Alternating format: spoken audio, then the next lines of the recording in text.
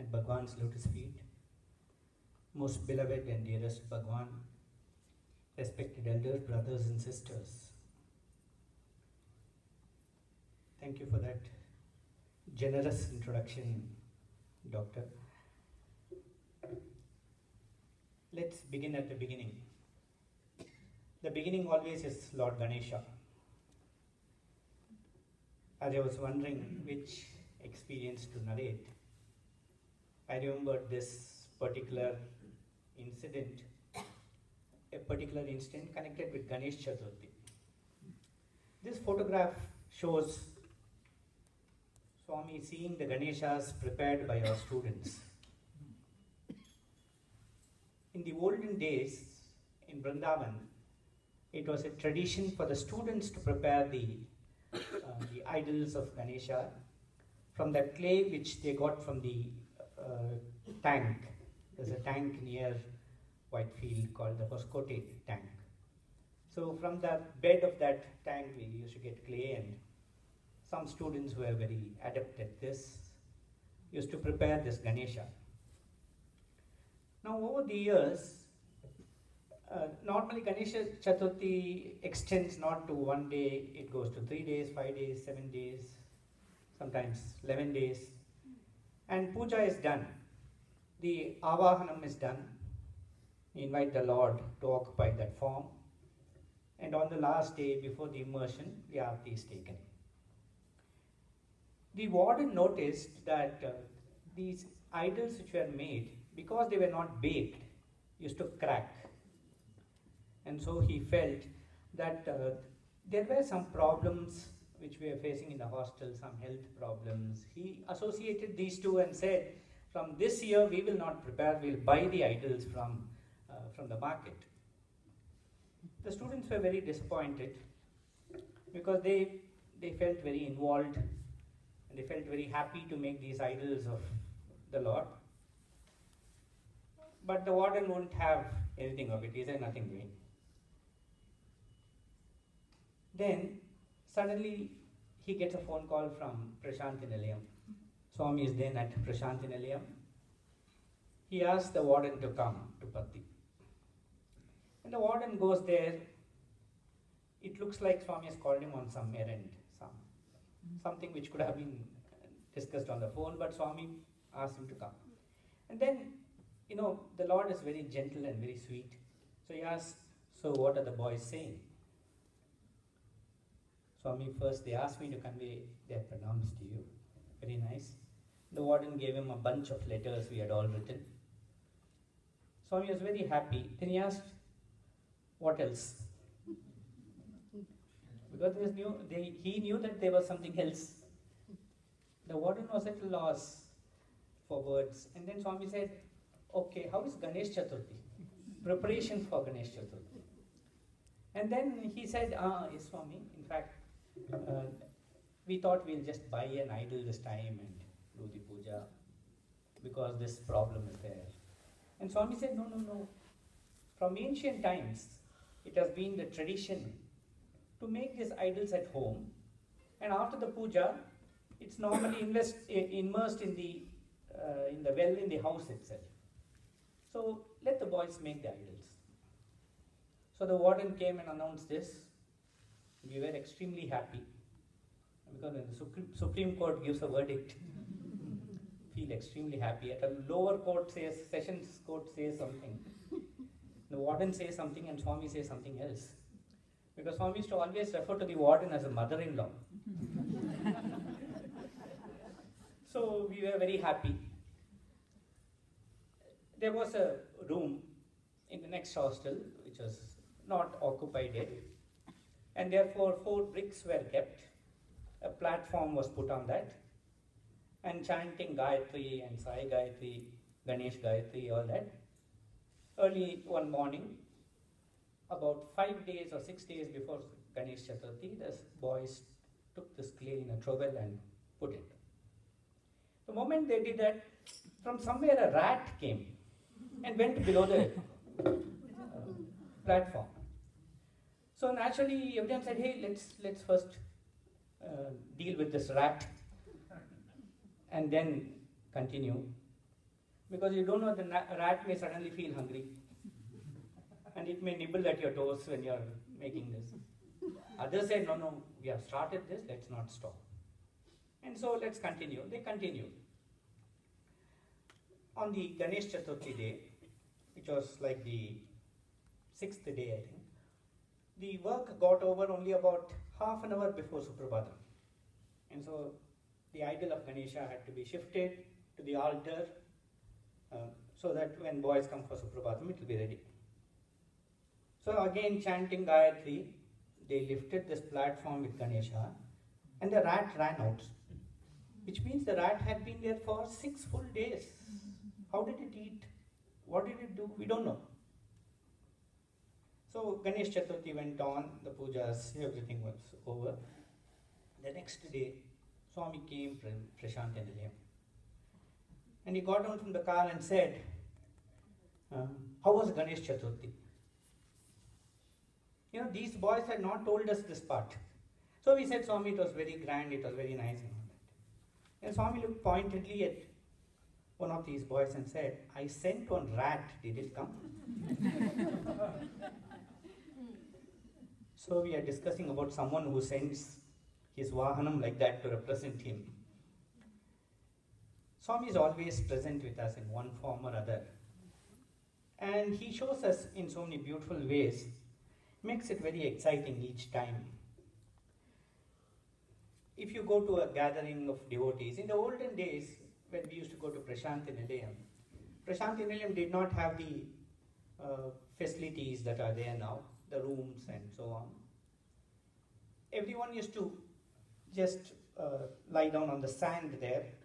You just keep your luggage there and put a bed sheet, that becomes your house for the next whatever number of days you're there. You didn't have to go to the accommodation office and ask for accommodation. In those days, in the nights, this was in the 60s, in the nights, I remember, the beautiful thing was Swami used to give darshan any number of times on the top. He would go from this side to from the western side to the eastern side, and everyone will say Swami is going for coffee. I mean, those of us who know Swami know that he doesn't drink coffee. For him, the coffee was looking at all of us and giving darshan. So he would go in the morning at 5:30, and again he would go back. Then he would come down, give darshan, interviews, bhajans. Then after that he would again go. It was as if on purpose he had kept the dining hall on the other side, so that when he walks, we can have his darshan. So one beautiful thing that used to happen was, we used to have this impromptu Parayanam. It is dark and all the families are there and each is asking the other, how did you come to Swami? How did you come to Swami was the question everybody was asking, because very exciting. When the Lord calls you, He makes it very, very exciting, because each story is very unique. Now they say truth is stranger than fiction. And when the Lord draws you to Him, He draws you in a million ways, So naturally, let's start at the beginning. How did we come to Swami? In the 60s, my father fell ill one of those days. He went to a family physician. We had a family physician by name Dr. Guru Raj, a very nice gentleman. And he examined my father and wrote some prescription and gave it to the compounder. In those days, medical practice was different from what it is today. Today, the doctor writes some prescription, gives it to you, you buy things from the shop. In those days, it was not like that. He would give it to the compounder. The compounder had some huge bottles of some fluorescent liquids. He would mix it up in some proportion and give it to you. And he would also tell you how you have to take it. Of course, once you took that medicine, not only would you be cured, you would be scared to fall sick. It used to be so bitter. Medicine used to be so bitter. So my father took this medicine, he got cured. And the next week again he fell sick. When this happened 2-3 times, this doctor who was not even an MBBS, he was what we used to call as the LMP, a legal medical practitioner. So he was permitted to give injection, kind of permitted. So he said, look, it looks like this is beyond me. I have a friend. I will refer you to him. And so my father went to another doctor. This doctor had a nursing home called the Silver Jubilee Nursing Home. Now this Silver Jubilee Nursing Home naturally had been started or inaugurated for some Silver Jubilee of some event. We don't know what that event was. So it had been inaugurated for that. This doctor examined my father and said, I need to take a tissue for biopsy. So he took a tissue for biopsy and sent it for examination, said, please come next week. When father went the next week, he said, please sit down. How do I break this news to you? You have cancer. So, they say one doctor goes to a patient and says, I have good news and bad news. Which do you want to hear first? And the patient says, sir, I don't know how long I'll last. So please tell me the good news first. The doctor says, the good news is you will live for 3 weeks. He said, oh God, if that is the good news, what's the bad news? Doctor says, I should have told this 2 weeks back. That is the bad news. So the doctor told my father, you have cancer.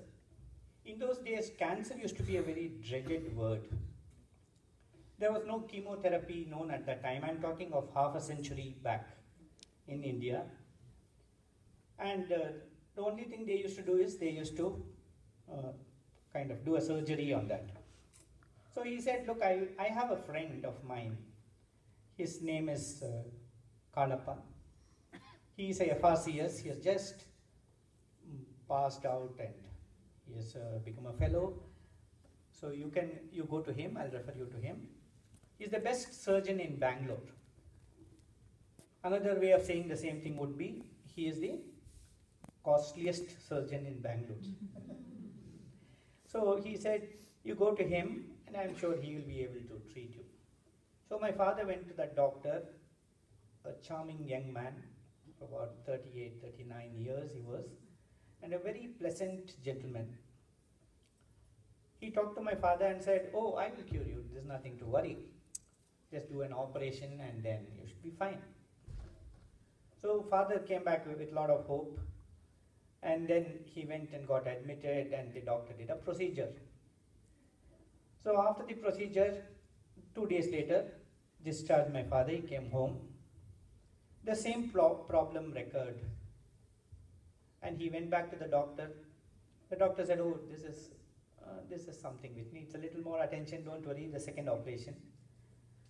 So 1 operation became 2 operations, then it became 5 operations. In the beginning, father used to stay at home and go to the hospital. Later on, father used to stay in the hospital and occasionally come home. I remember Saturdays, I was a small boy at that time. I think I was in my 3rd grade. I used to go to the hospital and you see your father suffering like that, you don't know what to do. I didn't have a mother. She had passed away when I was 4.5 years. And so, lot of agony. I mean, you have nobody to tell this to. All the siblings, we were 4 of us. My eldest sister herself was still a student in a medical school. So what do? So we used to come back like that. The 5 operations became 10 operations. 10 became 20. 20 became 25. And then the doctor realized that it was Silver Jubilee. So I called my sister and said, look, I have to confess something. I have done everything that I know.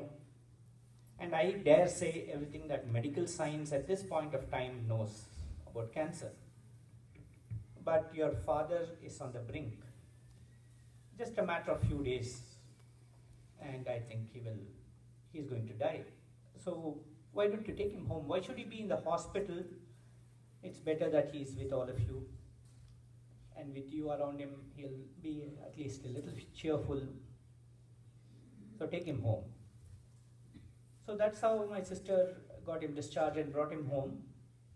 And in the afternoon, she went to the medical school because she had some classes.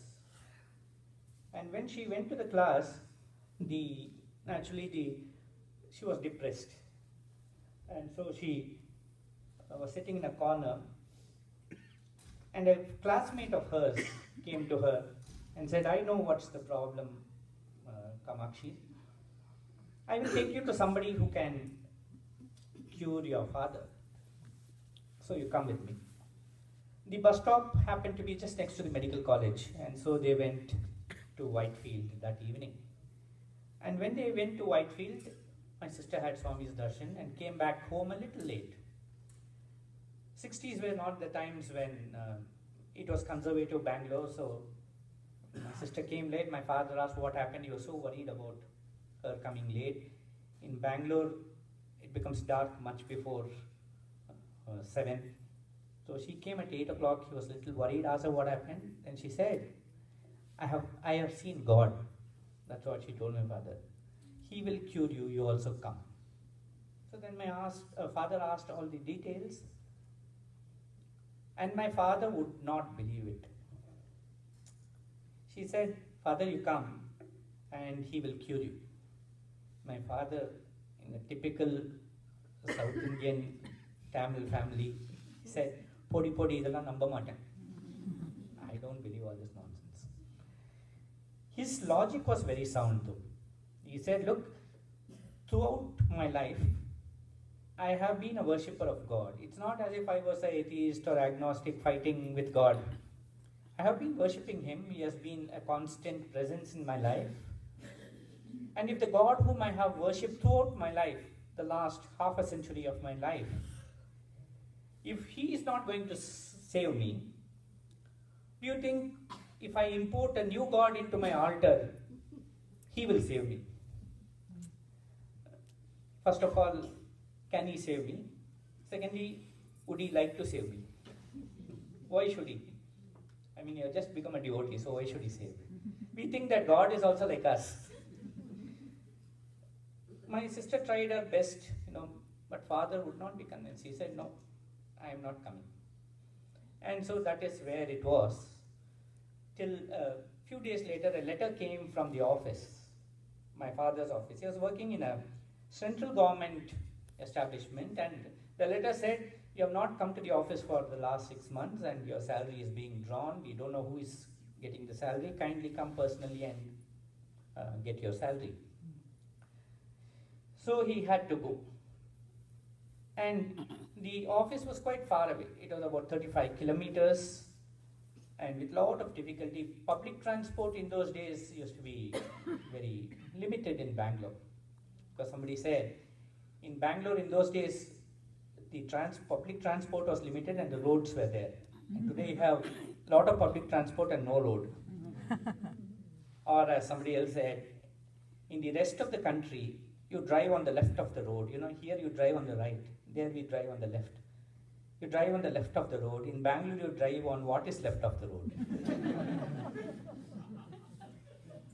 So he went to his office, 35 kilometers, very tired. The director called him and spoke to him and asked him, how did you come? He said, sir, came with a lot of difficulty, this public transport and so on. The director said, look, there is this gentleman who has come from Europe. He wants to see somebody called Sai Baba. I don't know Bangalore well, I am from New Delhi. So why don't you take him with you? You can show him that person and he can meet that person. He must have thought that you just walk and meet Swami and shake hands or something. My father also didn't know anything about Swami that time. He can meet Sai Baba and then the office car can drop you at home. Even Swami sends you an invite, he sends you an invite like this. It is an invite that you cannot refuse. First of all, you can tell your daughter, I don't believe all this nonsense. Can you tell the boss the same thing? So you have to go. At the same time, it comes as a package offer. In case you are able to tell the boss also. If he tells you that, look, the office car can drop you at home. So naturally, he said, okay, good deal. So he went there. But when they reached Vrindavan, they had absolutely no concept of darshan time and all that. So when they reached Vrindavan, Swami had already finished darshan, and all they could see was Swami returning to the mandir, his back turned towards them. Even though my father had said, I don't believe all this nonsense and all that, when Swami's name again cropped up in the conversation with the director, that spring of hope. They say a dead man clutches at a straw. So naturally it felt hopeful, oh, there is something in this. But when he went there and saw Swami going away from him, he saw hope receding. And then he was feeling very bad. This other gentleman who came with my father said, it's so peaceful here, why don't we sit down for some time? In those days, Vrindavan used to be full of trees. And so they sat down there under the trees. And the Sevadal person, of course, came and said, Sai Ram, please leave. Swami will come only in the evening. There was no Sevadal, of course. They used to call them volunteers those days. And they said, we will sit here for some more time and go. We have come a long way. In a few minutes, suddenly the inner gates opened and Swami came out. Normally when Swami used to go in the morning, he'll come back only in the evening. But that day for some reason, one day when Swami was talking about this, Swami said, I never used to come out. That day I came out. Swami came out and he was walking very fast towards them. The walkway was a curved path like that. But Swami was coming straight to where they were sitting. And he was very fast. And when he was about 10 feet away, he was talking something. Maybe he was talking to himself, but it looked like he was talking to somebody. So my father looked at this friend of his, colleague of his who had come. He's the devotee. We like labeling people. He's the devotee, not me. So he must be talking to him. That's what he thought. But Swami was talking in Kannada, which is an Indian language, and no chance that this gentleman knew Kannada. And Swami was asking, why did you have 25 operations? That was the opening sentence. With that kind of opening sentence, you were left with no doubt. So father knew it was about him. And Swami said, the doctor saying that you have cancer and you will die of cancer. No, you will not die of cancer. Your cancer is cancelled. Take. And he created vibhuti and gave it to my father. And my father became perfectly okay. And he came back home. Within about 10 days, he was on his feet and went and started working. And that's why we worship Swami as Sarvaroga Nivarine Namaha. He's the one who can cure us of all ills. Because these ills need not be only physical. It can be mental, it can be spiritual, whatever kind of illness. And God is the one-stop shop, like your Wegmans in, I think, or Costco or whatever, like that. You can go to him for all kinds of ailments and he can cure you of that. So that's how we came to Swami.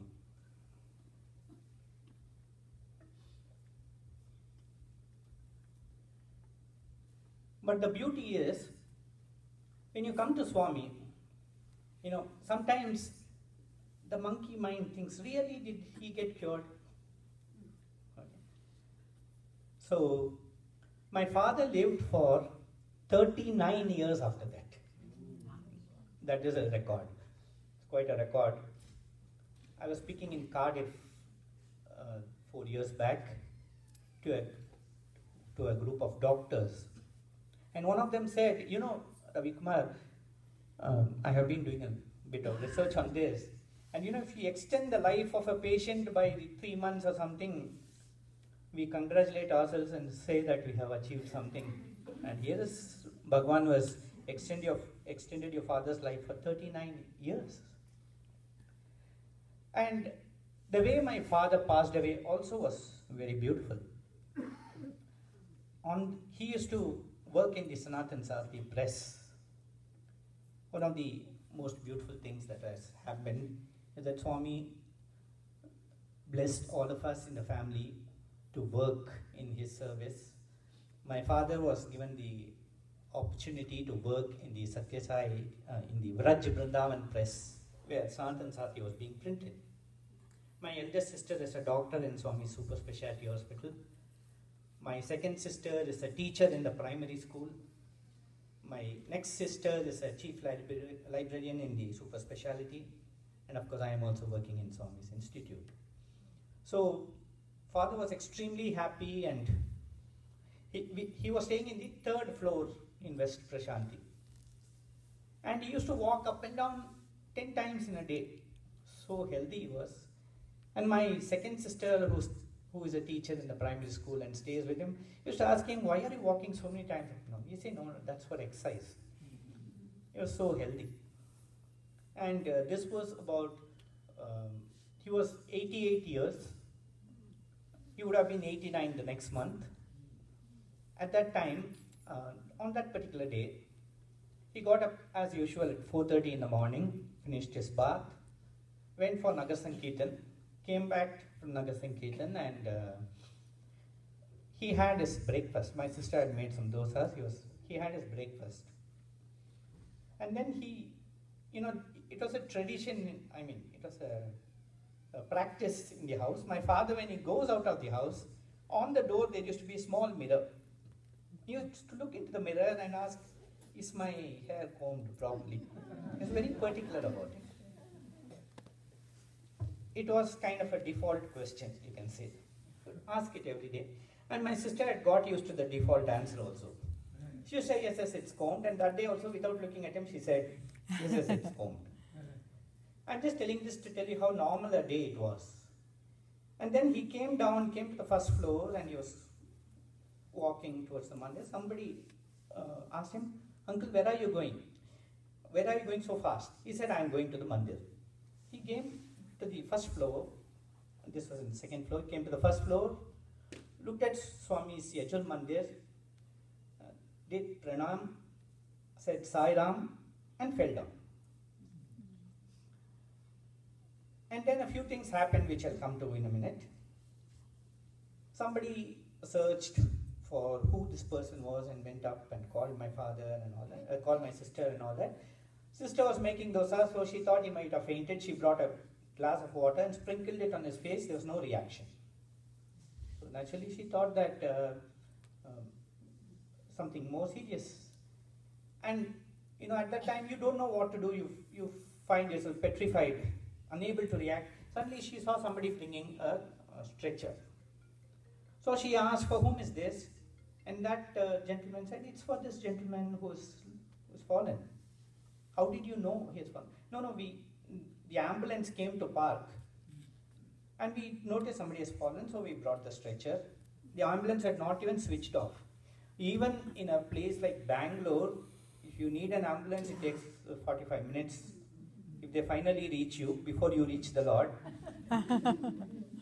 then it's a miracle. But look at this, within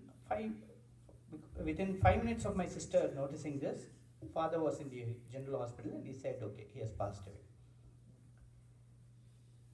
So I always say that when you pray to the Lord, He not only takes care of your welfare, but also your farewell. For 10 years, we had thought that this was what happened, till about a year back, a Sevadal volunteer had come from Himachal Pradesh. He called my sister and said, are you not the daughter of Mr. Tyagarajan? And my sister said, yes. So he said, I want to tell you something that I have not been able to tell you. The day your father passed away, I was on the scene. I was on duty in this place. I always ask for duty in this place. The reason was, when your father fell down, I ran from here to the Yajur Mandir police security chowk which is there. and told them, somebody has fallen there, and they said, we don't know what to do, go to the to the Sevadal room. And so he said, I went there, didn't find anybody, came running because I didn't want to leave this place unattended, and I found Swami standing there. And he said, and when I went there, Swami is standing there looking at the body. Then he turned and asked me, why are you so agitated? Everything is taken care of. And then Swami asked him, as Swami was going back to the mandir, Swami asked him, what do you want? So this person said, Swami, I want moksha. And Swami said, give up desires, give up attachment, you will get moksha. And then Swami created a lingam and gave it to him. So he told my sister this. My sister was extremely thrilled, and after her classes she rang me up and said, this gentleman told. I said, okay, very nice. Did you get that person's phone number? No. Did you get his address? No. But I found out his name, she said. I said, that is not much of use.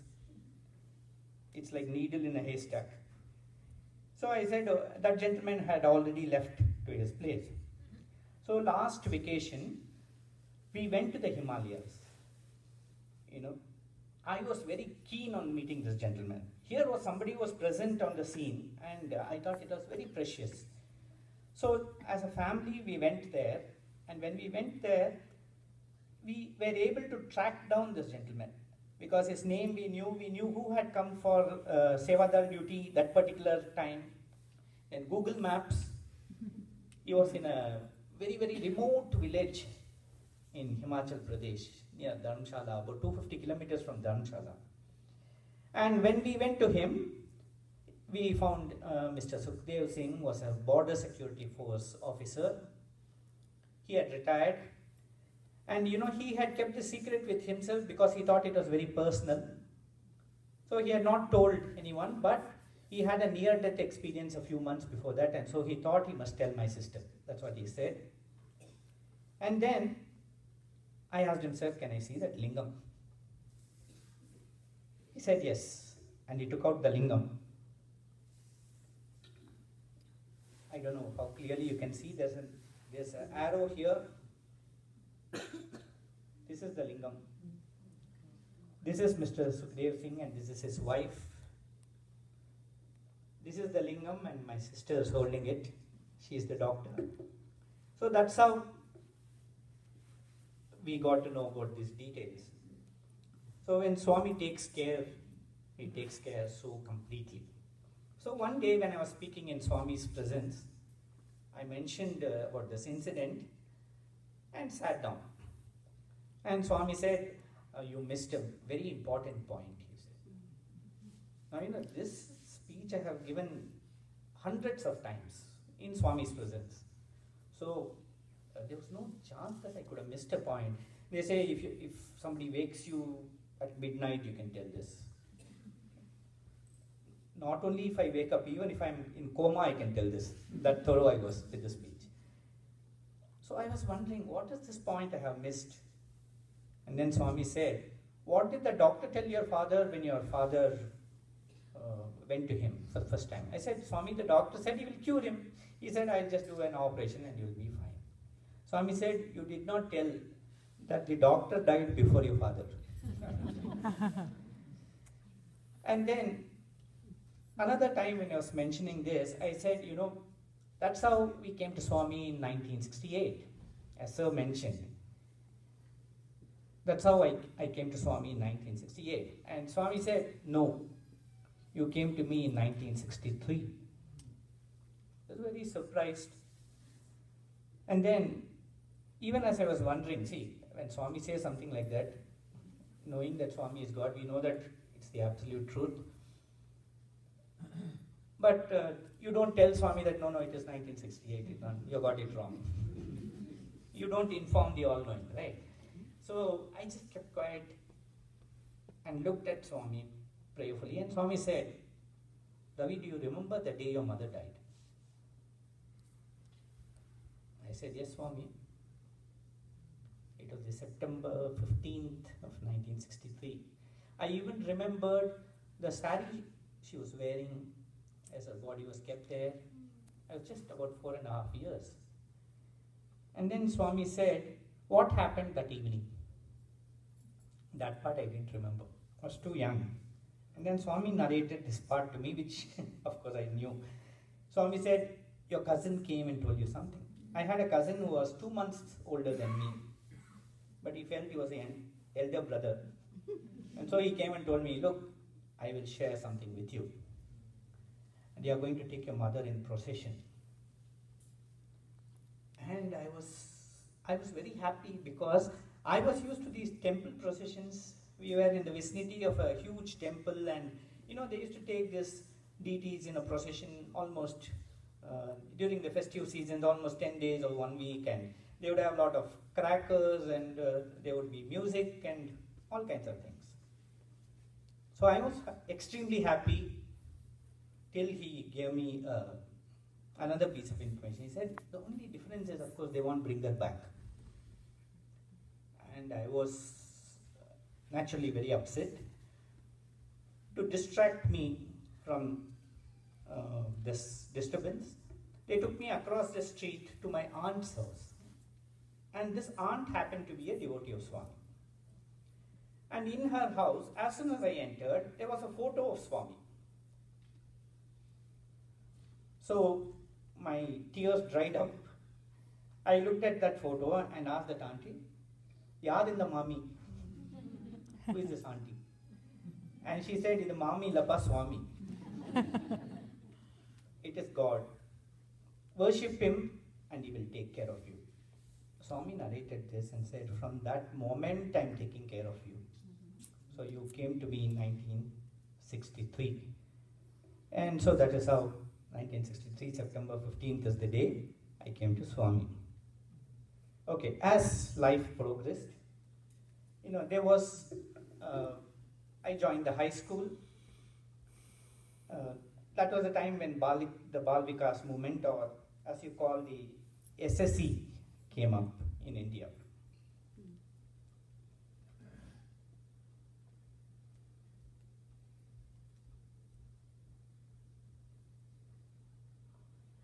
And this used to be, in those days, it used to be just a bhajan on Thursdays, some shlokas the Bal Vikas teacher would teach us, and we had a wonderful Bal Vikas teacher. She is now 90, still going strong, inspiring everybody. Her name is Vasantamma, and I always offer my pranams to her because she brought me very close to Swami. And this lady used to take classes for her. So Thursdays, I used to go to Bal Vikas. Now, I joined a school for high school. In India, high school is from 8th standard. Whereas here, I think it's from 9th standard onwards. You call it the high school, 9 to 12. There it's from 8th. We say 8th to 10th is high school, then 11th and 12th are higher secondary school, we say. And this was the building of that school. A very special school in the sense that ordinary school, not for special people. It had a number of specialities in the sense that it was 100 years old. And my uncle had studied, my father had studied, and number of generations of people had studied in that school. So everyone felt that that was the school for me. So I was put in that school. The school also had, over the period of time, see, this is what happens, isn't it? When the school, it degenerates, the values degenerate. On the first day I joined the school, after the introduction and all that, the teachers told us everything. The teachers went for lunch. 3 students came to the front and they started speaking. I felt they looked a little old for that class. And one of them said, we are your seniors. So I asked, what are you doing in this class then? No, we study in 8th standard. We have been studying in 8th standard for 3 years. So somebody asked, you're doing research in 8th standard? Okay, there are boys who had failed successfully in 8th standard for 3 years. And they said, look, we'll give you some advice. Have you noticed the speciality of the school? Yeah, it's an old school, 100 years old. What else? It's made of granite, something to last. Nice. What else? Then they said, do you notice there are French windows? Those are French windows. I was wondering what French windows had to do. Then they said, across the street, the playground? Playground was huge. In India, you don't get such big playgrounds. Of course, here I see a lot of empty space. In India, you don't get such big playgrounds. And we used to have circus and exhibition and all through the year. They said that's another specialty, okay. And you notice across the road, after the playground, did you notice something? I said, no, I had not come that side. There are 3 cinema theatres, movie theatres. And so one of them said, you go to the first one on the left. If you want to learn Kannada, that is the place for you. They show Kannada movies there. And the next one, they show Hindi movies. And the third one, English movies. So they said, if you want to learn Kannada or Hindi or English, go to the corresponding classroom. You will get some Kannada, some Hindi, some English. If you sit in class, you'll get only sleep. There's no point in sitting, wasting your time in the 4 walls of the classroom. So somebody asked, but how do we do that? That's where the French windows come in. You just listen to, you hear your name, attendance, say yes sir, and next minute you're out. So that's what happened from that day. You know how such message always goes to the heart, such advice. Some people say that peer pressure is there these days, a lot of peer pressure. Peer pressure was always there. It's just that technology is there, added to peer pressure now. Okay, these were the days when you had to go to a movie if you wanted to see. Today the movie of course comes to you. It comes to your mobile wherever you're sitting. Okay, so from the next day onwards we started sincerely attending the movies. And one day, it used to be like 6 days of the week, Monday, Tuesday, Wednesday, Thursday, Friday, Saturday. We would see not 6 movies, but 7 movies. You know why 7 movies? On Saturday, we saw the morning show and the afternoon show because Sunday is a holiday. Our education should not stop like that, so we continue. So it went on like that. On Thursdays, of course, I metamorphed into a Balvika student, white dress and vibhuti and all that. And my Balvika's teacher would tell the others, you should become like Ravi. And I used to sympathize with the other fellows. So this continued, and I thought life would be like this. Till one day my father came early from office. Instead of coming at the 7:30 in the night, he came at 5:30 and found I had not returned. He asked me when I came, what happened?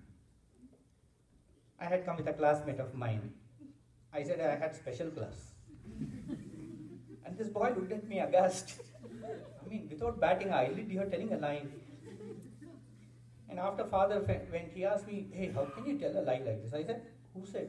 I am being factual. In the classroom, you have chairs. In this movie theater, you have sofas. Classroom, you have windows. There, you have air conditioner. So it's a special class.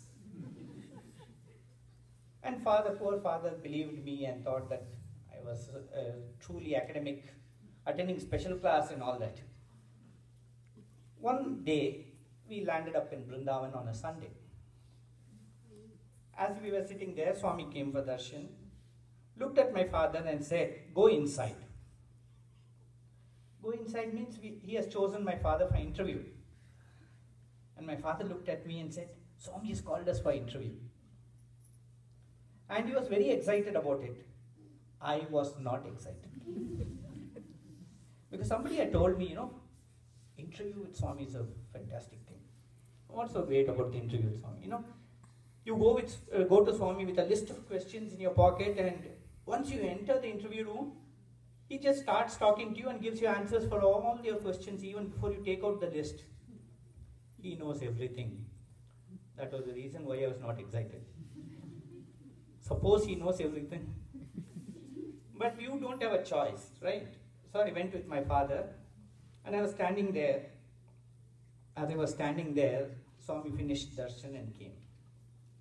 I was the first in the line.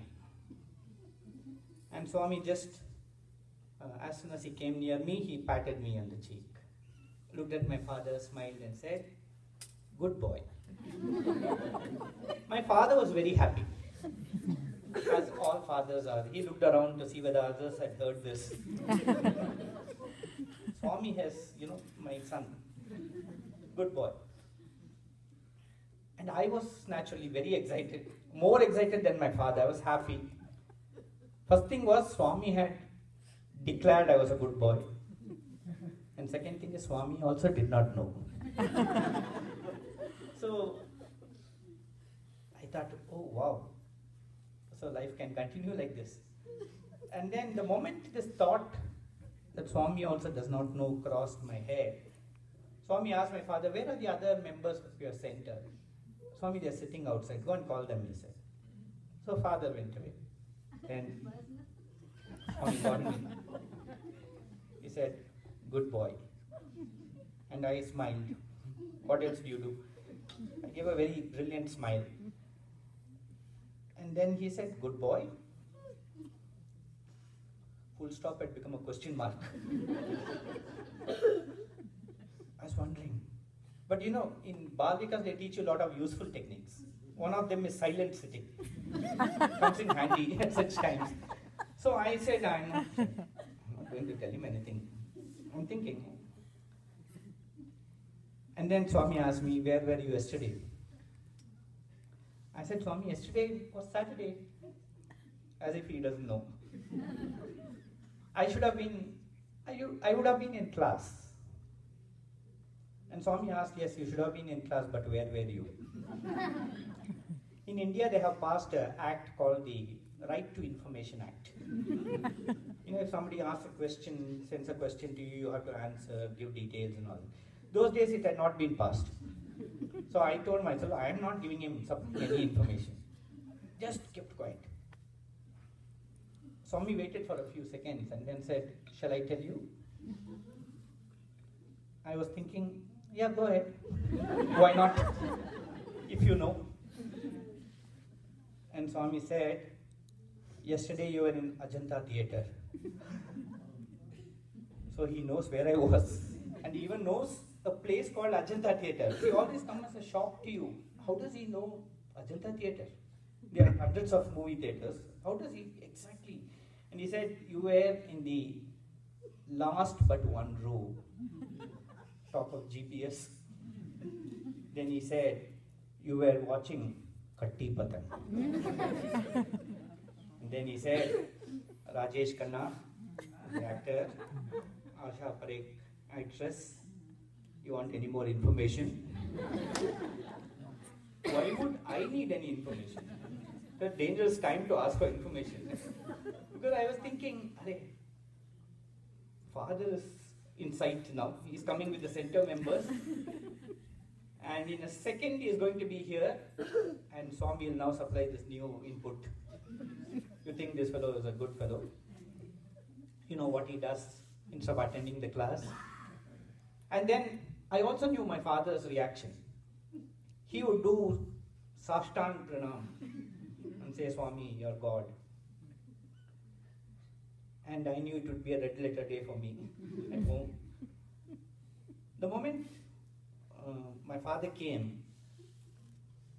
Swami just patted me and said, "Good boy."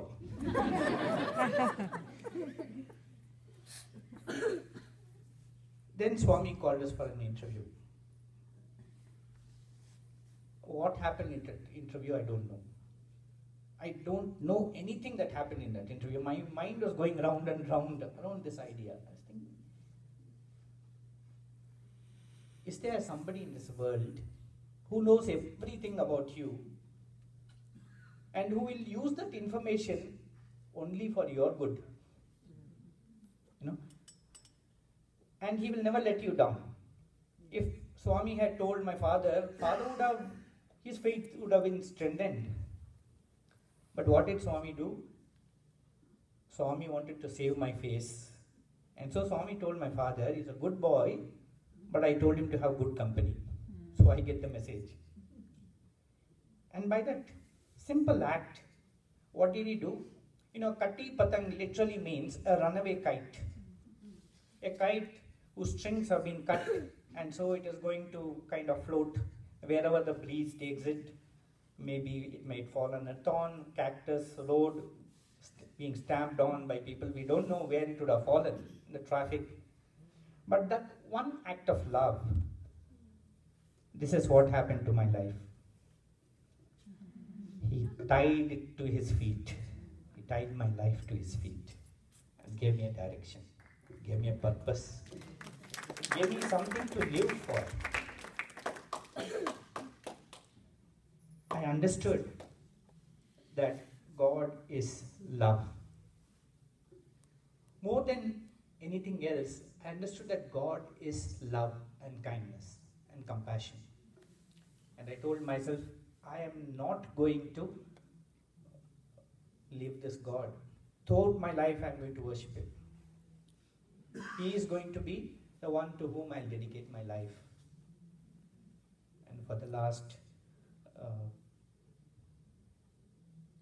47 years, He has allowed me to be at His lotus feet. And there can be no greater blessing than this. Okay, I will quickly go to some other incidents.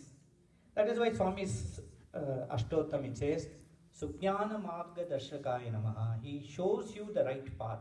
Sujnana Marga Darshaka shows you the right path.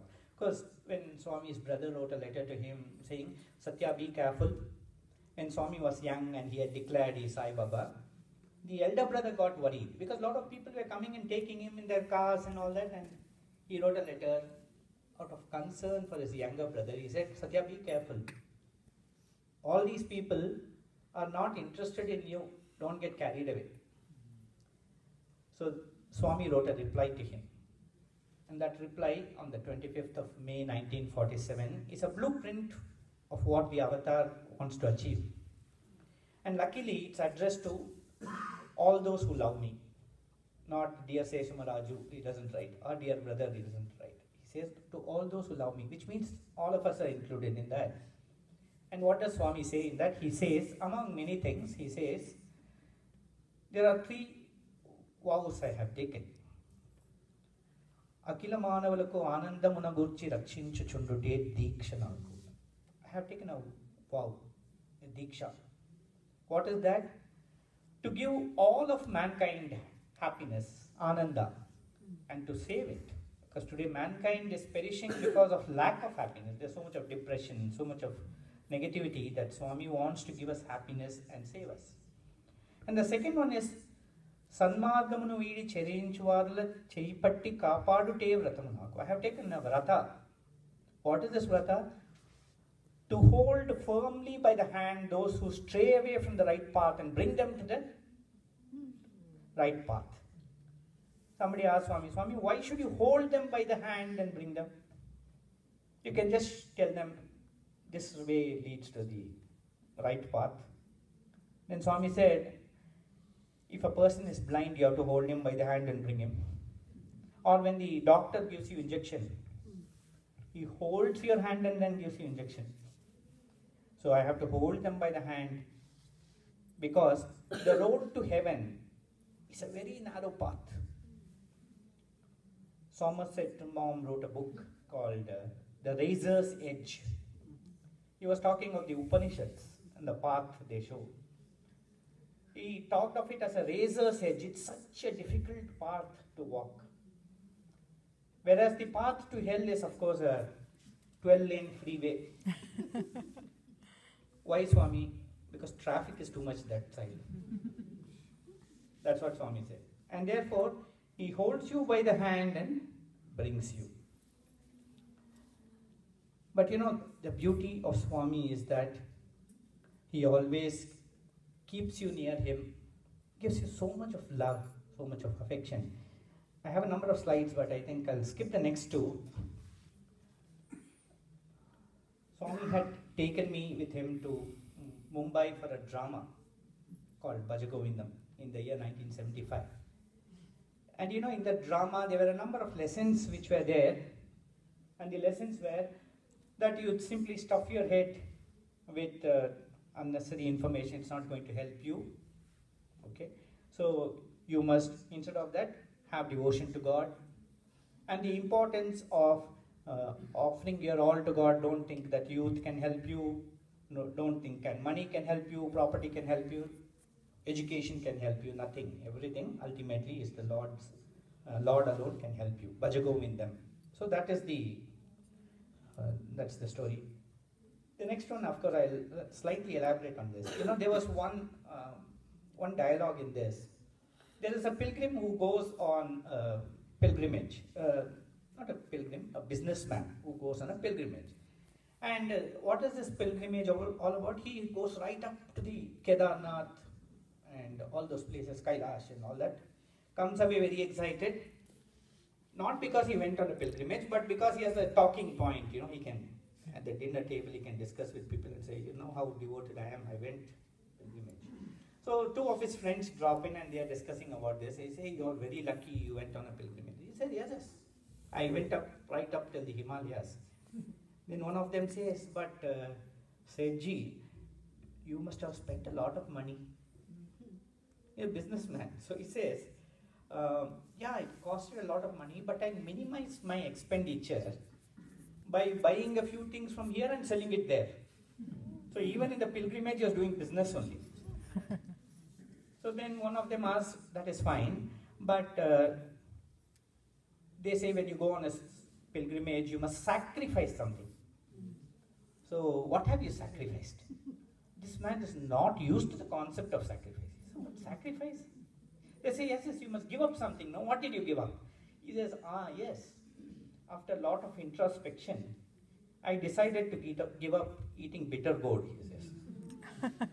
But, Sethji, you never liked bitter gourd, no? Yeah, that is besides the point. A sacrifice is a sacrifice. That's what he said. So this boy used to act this. 15 years later, one day Swami was sitting for dinner and this boy who was serving him served some curry. What is that, Swami said? He said, Swami, bitter gourd curry.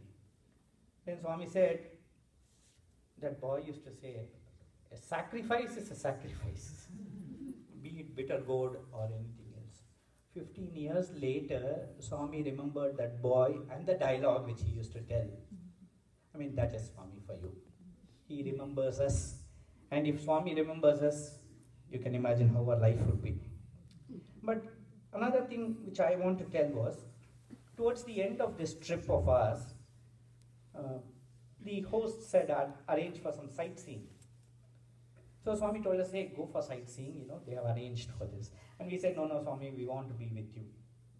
Staying with you is more precious. This Bombay is always there, we can always come back. And Swami said, no, it will be difficult for them. They have made some arrangement. Don't spoil that arrangement. Don't disturb their arrangement, you go. We were pleading with him, no, Swami, please, we want to stay with you. Then Professor Kasturi came. And Swami said, hey, Kasturiji was about 75 or 80 years or something. Kasturi, you want to go for sightseeing? He said, yes, Swami, I want to go. He said, shameless. Look at my boys. They don't want to go for sightseeing. They want to be with Swami. Because Professor Kasturi was only play acting. You know, he knew that Swami would like to praise the children, so he said that. Then Mr. Indulal Cha came and Swami told him, Indulal Cha, my boys have only one desire. What is that desire? He said, they want to see Bombay with me. So arrange a bus and I will take them with me for sightseeing. So that evening, a bus was arranged, a mini bus was arranged, and we were all sitting in that bus and going. As we were going, Swami had, Aarti was over, Swami got into his car and Swami was proceeding and we were going behind in the bus. Suddenly, Swami got down from the car and got into the bus. And you know, As soon as Swami got in, I was near the steps. I looked around, there was no vacant seat. So I said, Swami, please sit down here. Then he said, where will you sit? I said, Swami, I like to stand. Then he said, no, come, sit with me. Swami is so thin. And then he made me sit with him. Why I am mentioning this is, the Lalita Sahasranamam starts with this. Shri Mata, Shri Maharagni, Srimad Simhasaneshwari. The first thing is not Srimad Simhasaneshwari. It is Shri Mata, the mother. So that is what Swami is.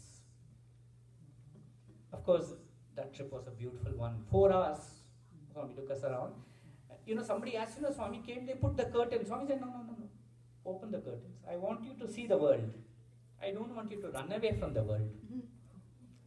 I want you to see the world and then learn to see me in the world. That is what Swami teaches us.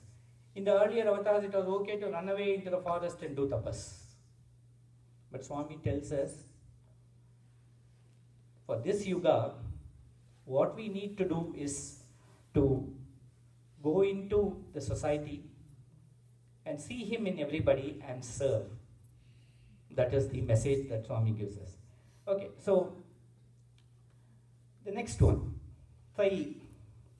This is the July in Thai. Okay, in Thai. And as we sit around this July, wonderful things happen every day. It's exciting. Something beautiful would happen. And since I have only 5 minutes, I'll quickly run through this. One day, as we were sitting there, Swami just opened a packet, and inside was a bundle, a turmeric dipped cloth bundle. He opened it. In that, there were some black coins. He started distributing it to boys. There was one particular boy who got 4 coins. Swami kept on giving it to him. After the Thai session was over, we were walking outside. This boy's name is Venkatraman. And as we were walking, he is the one who compiled the Premadara. So as we were walking outside, I said, hey Venkatraman, you're so lucky. Swami gave you 4 coins. He said, yes sir, I don't know, so much of blessing. He said, as we approached the hostel, suddenly we found his father and mother were there. They were from a place called Bilaspur, which is in Madhya Pradesh, which is in the middle of the country. He was very surprised to see them because there had been no intimation that they would come and so on. Whereas when they came, he asked them, of course he did pranam to them and asked, how come you are here? Then the mother said, we went to Trichy, which is my native place. Your father was going through very bad times, and so one astrologer said that you have to do some Ganapati Homam. So we did Ganapati Homam, and we are coming from there. It was a very satisfying experience, and I was praying to Swami, that Swami, please accept this offering. And immediately Venkatraman took those coins and said, yeah, it has reached Swami. How? They were the black coins which you put in the homum, and Swami had given it to him, refund. So like that, you see so many beautiful things happening.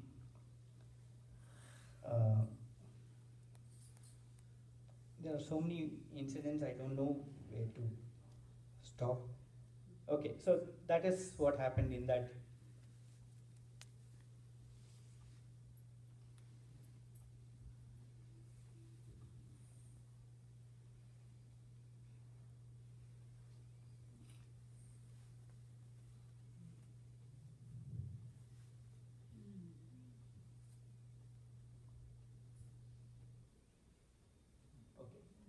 So that is the Ganapati home.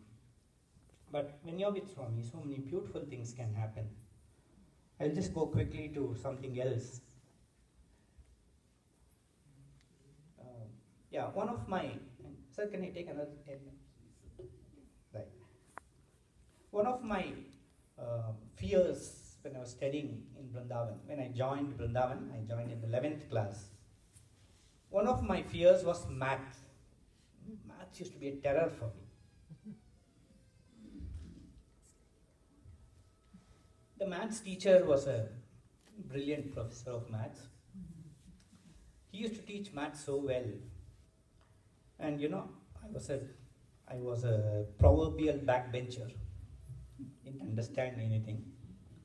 So I had a friend of mine, and both of us used to sit there, and this is what the teachers used to teach, and this is of course what we used to do in the class. And this gentleman, he had short sight. I could see only the front benches. So he used to ask, have you understood? And I think in all classrooms all over the world, there are some students who are very studious, who will nod their head so much that the teacher will think everybody understood. And so this teacher thought that everybody has understood.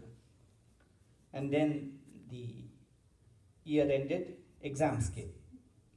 The exams came, mathematics exam. Whole night, a lot of worry, what is going to happen, what is going to happen. Next morning, I went up to Swami's room for namaskar. Before the exams, we would go and take namaskar and go. But the thing was, that particular day when I entered there, Swami was scolding somebody. And the moment I entered, he said, hey, you come here. Whatever was happening there, I was included in that. He said, how much do you get from home? I said, Swami, I get 100 rupees from home. 100 rupees translates like $1.50. So he said, why do you get 100 rupees from home? What do you do with so much money? I said, Swami, 65 rupees I use for mess bill. Mess bill was for the whole month, we were paying 65 rupees, $1. Swami said, that's all right. What do you do with the other 35 rupees? And then I said, Swami, haircut. How many times do you have haircut in a month? He said. Honest. I said, only once, Swami. Okay, then hair oil, I said. How much do you spend on hair oil? Soap. How many bars of soap do you use? Because our complexion itself reveals that. So I didn't have to answer that question. And then Swami kept on asking like this, and I had successfully covered 10 rupees. 25 rupees I could not bridge. Their mathematics exam, and here the accounts exam was going on. And I'm wondering, oh my God, what to do? I mean, if you have a problem, you can pray to God. God himself asks you this question, to whom do you pray? At that time, I think Swami decided to have mercy on me, and the exam bell rang. Exam hall was just next to the mandir. College was inside that time. So bell rang, and Swami looked at me and said, do you have exam today? And I looked at Swami. I mean, Swami is talking so lightly of this exam. Not an ordinary exam, it's a maths exam. And in India, they have a car. To show you how spacious the car is, they say it's not a car. It's a car, they say. So this was not an exam. It was an exam, you can put any number of A's in between. That kind of exam. And then Swami said, okay, do namaskar. Did you have breakfast? No, Swami, I didn't have breakfast. I mean, it looked audacious to have breakfast on maths exam day. I said, no, Swami, I didn't have breakfast. Go and have breakfast and go to your exam, he said. One thing I had learned, just to obey him. So I went to the hostel, had a nice breakfast, and went to the exam hall 20 minutes late. Math teacher was outside. He said, Ravi Kumar, what happened? I mean, he thought I had already given up before writing the exam. So I said, sir, long story. I will tell you afterwards. He said, okay, go ahead. They'll not give you paper if you go after half an hour. So I went inside, and they gave me a question paper. I looked at the question paper, and God bless that soul who wrote that question paper, framed that question paper, because he had given 8 theorems. 8 theorems out of 13. I don't know what good fortune. Theorems are very easy. Those who study math know this. All that you have to do is get it by heart, and there you got it. That's what you do. So I started writing the first one.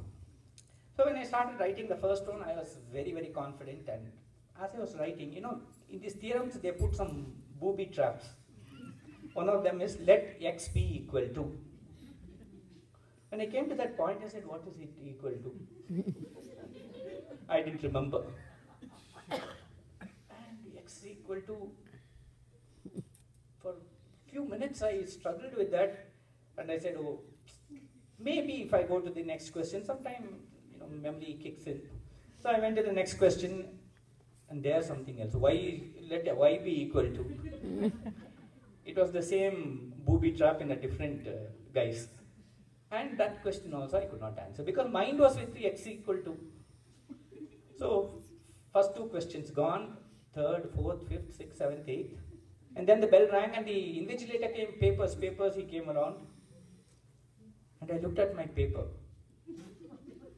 All debris of fractured theorems, not even one of them complete. I told myself, in my mind, I told the examiner, my gain is your loss. And gave him the paper. And came out. When I came out, the math teacher was waiting outside. And in a very concerned voice, he asked me, Ravi Kumar, how have you done your paper? I was touched. I said, here is this examiner. He comes, here is this teacher of mine. He comes, even before I come, he is there and waits for 3 hours to ask me this question. I mean, he could have asked me next week what's there. I said, sir, I'm very touched. He asked, why? Sir, you're so kind. You came before the exam and you waited 3 hours to ask me this question. He said, no, it's not like that. If you pass, we'll get 10% passes. So that's why he waited to ask you. So then I sat with him and explained to him, sir, this question I've answered this much, this question I've answered that much. Because in mathematics, they give you marks not only for the final answer, but also the steps. I was very happy, I'm sure, that the steps will take me through. At the end of it, I looked at him expectantly and asked him, sir, how much will I get? I took a handkerchief and wiped his brow. And he said, look, Ravi Kumar, this paper is being written by some 40,000-50,000 people all over the state. And God knows to whom your paper will go. But I can tell you this much, that if the person to whom this paper goes, that particular day, his wife has not scolded him. And his children have not troubled him. They have done their assignment on their own. He may even give you 35 marks. In a very positive frame of mind, he'll give you 35 marks. I was very happy. I said, okay.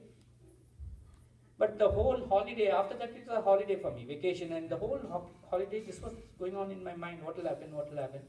And then Swami took me to Mumbai for that Bhajagovindam drama. As he was getting down from the bus after the sightseeing, he looked at me and said, you come to Parthi. So I went to Parthi and Swami gave me an interview. In the interview, Swami asked me, what do you want? Because any of the SSC students say, Swami, give us moksha, give us this, give us that. I said, Swami, let me pass in mathematics. Swami looked surprised at that time. That is over. What else do you want? I felt even God kind of stretched himself to pass me in that. So I didn't want to ask for any more bones. I said, no, Swami, I don't want any more. The next month, the results came.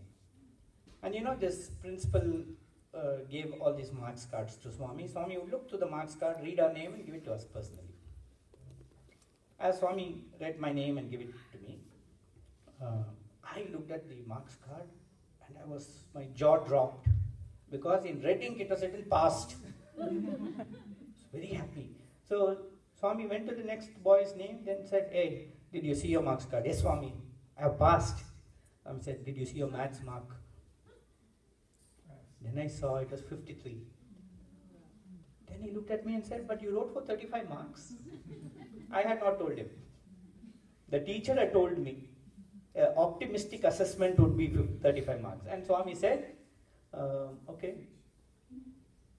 So how did you get 53 marks? I said, I don't know, you did something. And then he said, yes. study well from now onwards.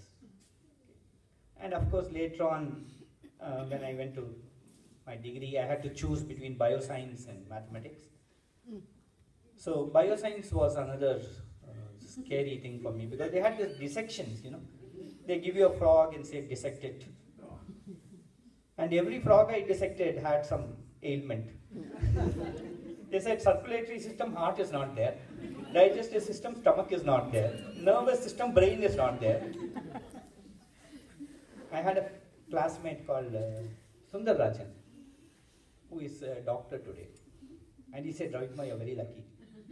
I said, what lucky, man? Look at this. Every frog I have, I get this kind of frogs only. He said, no, you're lucky because the frog is not able to speak.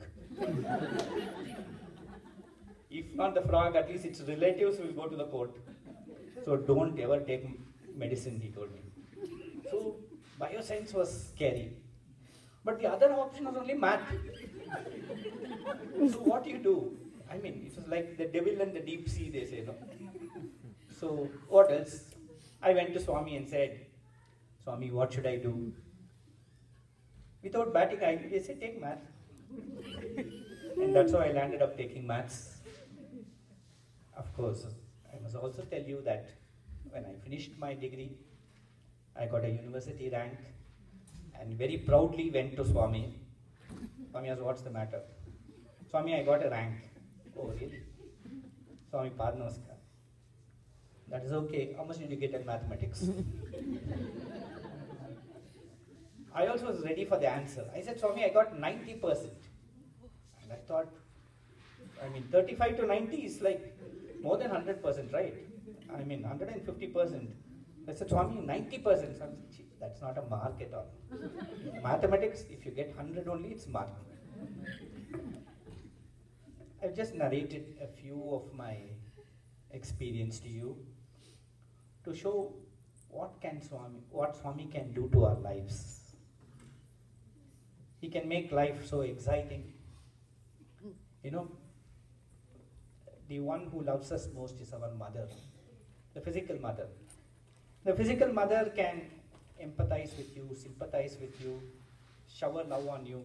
But if you have a stomachache, all that she can do is wring her hands and try to console you. But when you have the Supreme Mother as mother, things are different. Can take care of you, can remove the stomachache like that. That's why I always say, in some British poet wrote this, that the hand that rocks the cradle rules the world. He was talking of the British mother, this British mother who takes care of the child. Actually, she is the power behind the child becoming a ruler. But we are all more lucky because the hand that rules the world rocks our cradle. So that is the good fortune all of us have. Let's offer ourselves completely to Swami. We need not have the slightest doubt that Swami is God, God incarnate, and Swami is present always with us and always protecting us. We need not have the slightest doubt, because I can tell you this from my personal experience, and there have been so many instances when Swami has openly told me that, see, this is what I did. Or in so many ways he has shown that he is always protecting me. Thank you for this wonderful opportunity to be with all of you and to speak about Swami.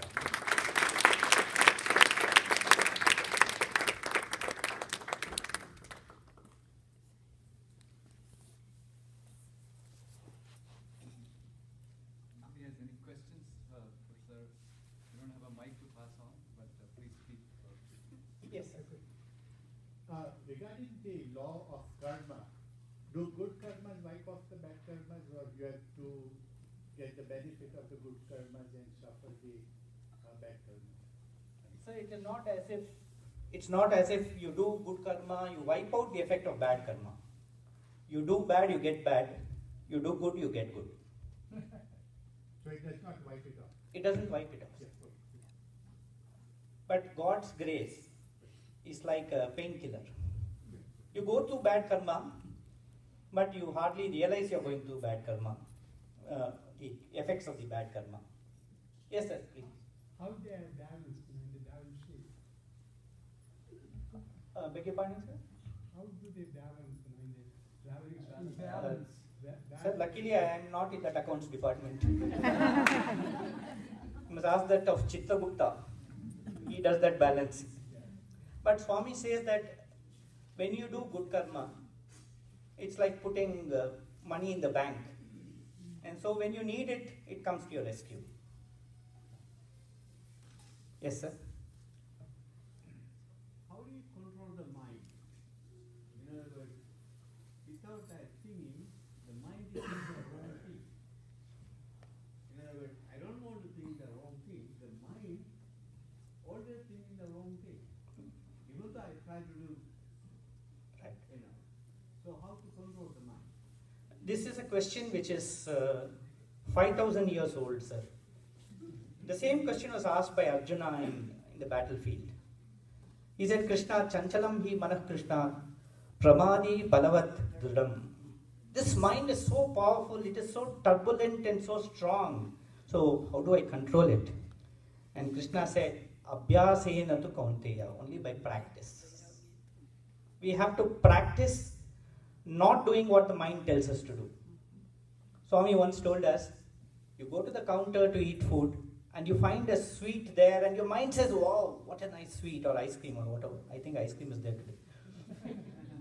So then you say, today I am not eating ice cream. I mean that person says, not me. And you don't give the mind what it wants. That is one way. The other way is when you make it taste the love of the Lord. Its mind is like a snake. The snake always wants to catch something. If it's able to catch the happiness which you get by worshipping the Lord, it will get stuck to that. It becomes a great friend. Basically, there are three things which trouble the mind. Those are mala, avarna, and vikshepa. Mala is like dust on a mirror. When we look at a mirror and want to see our image, it's the dust which prevents us from seeing our image. And avarna is like, suppose we look into a mirror, a rear view mirror, and the vehicle is vibrating, the mirror also vibrates. It's not steady. And the third is, suppose you cover the mirror with a number of layers of whatever, not able to see. Swami says all these three have to be removed. That you can do by namasmarana. When we do namasmarana, it doesn't happen in a day. It takes years and years and years. But I think the basic sadhana is only to cleanse the mind. The mind is like a mirror. The moment we cleanse it completely, we will see the reflection of the Lord. We will see ourselves as the reflection of the Lord. I hope I have answered it. Any other question? I have a question. You were so fortunate to be with Swami and had all these wonderful experiences. What about the people who did not have that opportunity? How do we kind of, make sure that we are always hold on to his feet? Now his physical form is not there. Yes. I know. Many people tell me this, but I always tell them that look, I am not an example, I am just a sample. Swami is present for each one of us, and if you carefully notice in your own life, you will see a number of instances which you think are coincidences. Actually, it is Swami doing it. Okay. It is like, what are these coincidences? They are where God does not sign. I have done it, kind of a thing. But there are instances which I can tell you. There was this student who joined Vrindavan in 2012. And for years and years he had been wanting to study in Vrindavan because he will get an opportunity to be near Swami. And when he joined in 2011, not even 2012, 2011-12, that academic year, which means the classes start on the 1st of June. So you can imagine 24th April 2011 happened, and when he got the seat, he was heartbroken. He had tried for his first standard, third standard, seventh standard, eighth standard, 10th standard, 11th standard, and finally he got, but it was too late. And so he used to be so upset about it that he used to spend all the time in the mandir, Trai Vrindavan. And we used to see him, he'll attend class, he'll just come to the hostel, have his food, then he'll be there all the time in the mandir. And one day he came very excited and told this. He had been sitting in the mandir steps, and he wanted to write a poem. And the first line he wrote was, "What is the use of this existence without you, Swami?" That's what he wrote. And he was moved to tears, and he just, to wipe his tears, he took out his spectacle, wiped his tears, but they kept coming, and then looked up, and suddenly saw the orange robe, Swami standing in front of him. For each one of us, Swami is present. Then why is it we are not able to see him? The same question was answered by Ramakrishna Paramahamsa when the young Narendranath asked. He said, "You are saying you see God. Then why is it I am not able to see?" Ramakrishna said, "Forget this, I will answer it later. You come with me." Took him to the Ganges, caught him unawares, and pushed his head into the Ganges. And he struggled, and finally he told, "Master, why did you try to kill me? After all, what question did I ask you that?" Was it such a dangerous question? Then Ramakrishna Paramahamsa said, "When I immersed you in water, what is it that you needed desperately?" He said, "I needed breath."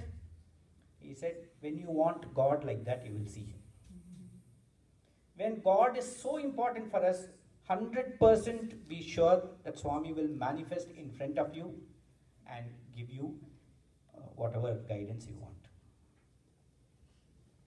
If Swami is not manifesting, it is because our intensity is not there. We like God. I don't mind having God kind of thing. It is not that without God I cannot exist. I mean, that kind of intensity is needed to get, because it's naturally the most priceless thing in life, right? So naturally the cost is also high. And Swami is there for everyone, every single person. It is not as if Swami is not there. In 2012, in Sri Lanka, somebody asked me this question. Now, Swami's form is not there, Swami is not there. I said, it's not like that. See, now it is night time. I was telling them. So, where is the sun? Is it that the sun has disappeared? The sun is not seen. Some other part of the globe is being warmed by the sun. It is just that. If we are not able to see, it does not mean it's not there. There are some things which our eyes cannot see, many things. Even a simple headache, our eyes cannot see without the aid of some equipment. So Swami is always present, and please don't take my word for it. Experience it yourself, sister. This is my request to you. Sai Ram.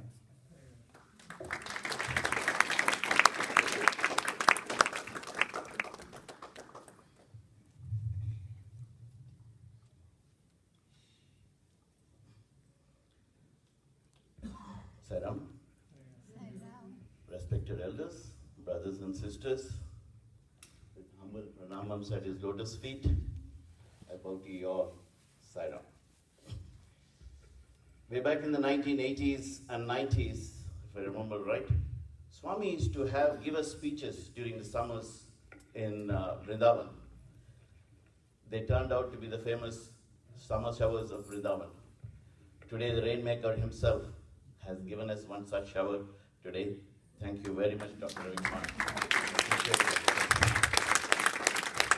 Over the last century, when the world was developing its technology, both for the good and the bad, I guess, there was Swami sitting in one corner of the earth, which is Puttaparthi, which is definitely the center of our universe, trying to inculcate human values, develop human character. Especially, he focused this on youngsters and youth. Today, over a period of time, these pods of excellence have graduated and blossomed and spread all over the world. From time to time, we get this whiff of perfumes from them when they visit Rochester. Today, the Lord has sent us the chosen gardener himself. Why the chosen gardener? He's been a student of Swami for the last 47 years. Blessed he is so much.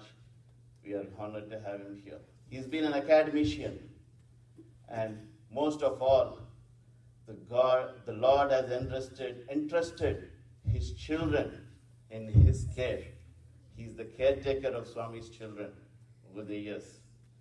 And today he's come to share his expertise and experiences with us. We are very grateful to you, sir. Thank you very much. We are grateful to Swami for giving us the experience, an opportunity to be with you today. Dr. Ravi Kumar has had a very busy schedule. He's got to visit so many places, but all of them are big centers. He's chosen to come to a little place in upstate New York. If we all think there are so many centers there with so much of members coming there, but he decided to come here today too. That's because it's the strength of your prayers. Seriously, this is where Swami says it's the quality and not the quantity. It's a good food for thought. Trust me, Swami has been very kind to us in upstate New York. And I should be thankful to you all because you have made this journey for me very much possible. Sarah. I appreciate all of you coming here this evening on a weekday. But our brothers and sisters from Syracuse, Buffalo, Ithaca, nothing is complete inside events in Rochester without your presence. So thank you very much for all being here. My family in Rochester, Sai family, I am indebted to you all. You make this happen overnight. Yes.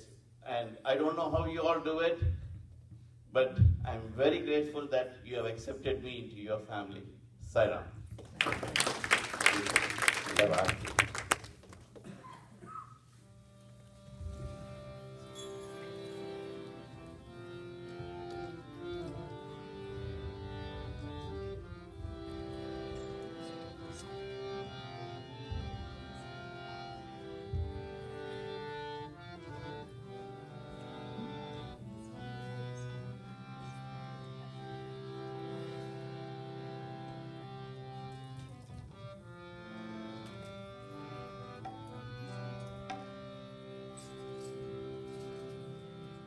जय जगदीश हरे स्वामी सत्य साई हरे भक्त जना संरक्षक भक्त जना संरक्षक कार्ति महेश्वरा ओम जय जगदीश हरे शिवदना श्रीकरा सर्वज्ञानपते स्वामी सर्वज्ञानपते